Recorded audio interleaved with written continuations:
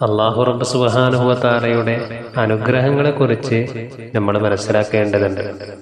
ഇവിടെയുള്ള പക്ഷികൾ, കോഴികൾ, അതിലും ചെറിയ കുഞ്ഞുങ്ങളോട് കാണിക്കുന്നതായ കാരുണ്യം എത്രമാത്രം ഗൗരവമുള്ളതാണ്. തള്ളക്കോഴിയും കുഞ്ഞുങ്ങളും തീറ്റ തേടി പറമ്പിലേക്ക് ഇറങ്ങുകയാണ്.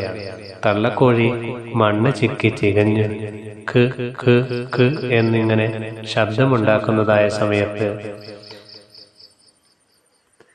കുഞ്ഞുങ്ങളെല്ലാം ഓടി വന്ന് അത് തിന്നാൻ വേണ്ടി ആരംഭിക്കുകയാണ്.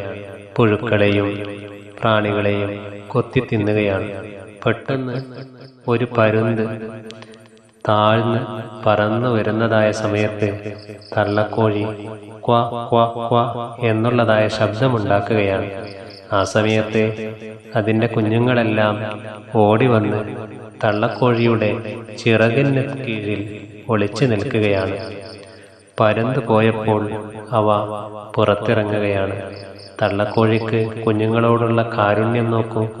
അല്ലാഹു തആല നൽകിയ കാരുണ്യമാണ് ജീവികൾ പരസ്പരം കൈമാറുന്നത്. ഉമ്മയും ഉപ്പയും കുഞ്ഞുങ്ങളോട്, അധ്യാപകർ വിദ്യാർത്ഥികളോടും വാത്സല്യം കാണിക്കുകയാണ്, സ്നേഹം പ്രകടിപ്പിക്കുകയും ചെയ്യുകയാണ്. ഓരോ ജീവികളും അവയുടെ ഇണകളോടും കുഞ്ഞുങ്ങളോടും സ്നേഹവും വാത്സല്യം കാണിച്ചു കൊണ്ടിരിക്കുകയാണ്. എല്ലാം അല്ലാഹു തആല നൽകിയിരിക്കുന്ന കാരുണ്യമാണ്. അല്ലാഹു റഹ്മാനും റഹീമുമാണ്.